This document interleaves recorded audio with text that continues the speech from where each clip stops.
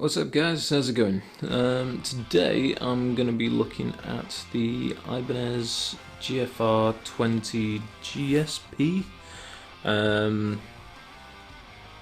Just wow. Came across this entirely by accident in a guitar shop called Sounds Great in Cheadle, and I was there, in fact it was just over a year ago, and I was with my friend Elliot, who will be doing a demo of this later.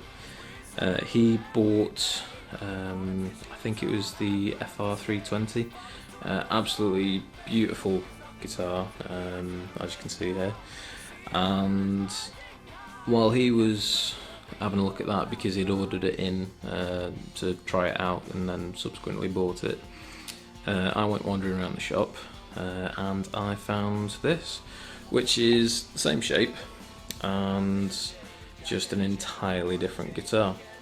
Now it's got a matte black finish, which is one of the first things that I noticed. It was also one of the things that made me wary about buying it, because usually with matte finishes they're sort of very prone to scrapes and any sort of knocking.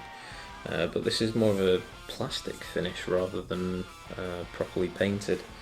And after I played it for a bit, I sort of figured, even if it did get scratched, I had to have this guitar. It was just so much fun. They made a very short run of these. It was only for 2015 that they made them, and the most ridiculous part is that it went for £150, but I ended up only paying 140 because Elliot had bought his FR. I said to the guy in the shop, would we get any sort of discount if we bought them together? So the guy was like, yeah, knock a tenner off both, and happy days, saved a tenner. Got it home, and it's one of those guitars that I've not sort of been willing to take to practice, because I am very protective of it, mainly because it's an extremely limited run, but also because I love it. I can't even sort of put into words how nice this guitar is. Just to give you an idea, Elliot sold his FR about 2 weeks after he bought it, and he said to me recently, if I ever sold this, and he knows I won't, to let him know because he wants it. And you know, his was about 350 quid, and it wasn't quite good enough, but he's played on this a few times since, and he's decided that this is the one that he should have got. But he didn't, I did. Rosewood fretboard, pretty standard. Beautiful neck. It's a very, very sort of natural finish to it. Sort of a very fine lacquer on it, but it could do with a bit of a rub down.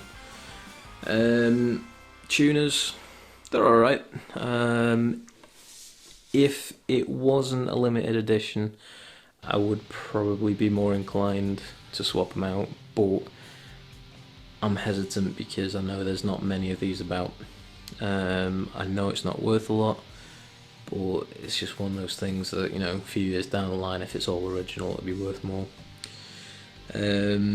Also, I wanted to change the tuners to gold rather than black, because I wanted to carry on the gold theme that's going on here, but I would also want to change the bridge and the switch tip for gold. But again, I don't want to change it from what it is, because it is just a beautiful machine on its own. It's very, very reminiscent of Kurt's Matt Bellamy signature, which came out around the same time, but the price on that is a little bit higher, to say the least. And from people who have tested out both, the consensus is that this was the better guitar. I also think it's the prettier one. I don't like Kurt's sort of upper horn thing going on here. I know it's based on the Manson, but I've never liked them. I always thought they looked like some sort of Quasimodo type guitar, with that huge hump that was for absolutely no reason other than to get in the way and sort of hamper you playing. But anyway, back to this one.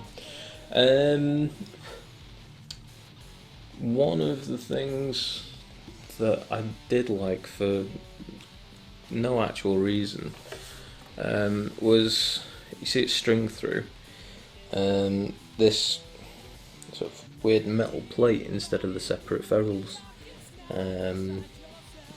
Just added that little bit of extra interest.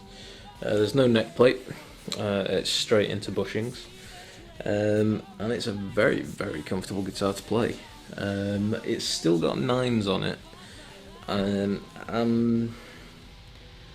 I wouldn't say I'm tight with restringing things, but because I've got so many guitars, they don't get restrung as often as somebody with 2 or 3 guitars would restring theirs. I play a lot of guitars and sort of use them in heavy rotation, and so it's only when, you know, they're noticeably bad that I will change them. So it seems a bit of a waste to change the 9s off this, because I do want 10s on it, because I usually use 1046 gauge, but it's almost at that point on these strings now. They're pretty much ready to be upgraded, so I'm going to throw some 10s on it, and hopefully that should turn it into an even better guitar. Because that is the only criticism I have of this, is just the strings are way too light, but that's how Ibanez have them out of the factory with 9s on. One of the things I was expecting was maybe push-pull pots. Not sure why. It just would have been a nice feature if I could have coil tapped the humbuckers. The humbuckers themselves sound great. It's one of the few Ibanez guitars that I've picked up with stock pickups that, you know, they don't need replacing. Because as I said in a previous Ibanez video, they do sort of put their guitars out there with pretty naff pickups in the knowledge that people will upgrade them anyway. So I'm very happy with this guitar, especially for £140. It's just absolutely gorgeous. If you ever see one of these in a shop, I urge you to buy it. You will not be disappointed, especially if you want something that's a little bit quirkier,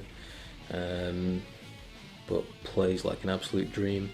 The only thing I will say that it needs when you get it is get some ultrafine wet and dry sandpaper, or some 40 gauge wire wool, and just take down the lacquer on the neck a bit, and that will play brilliantly.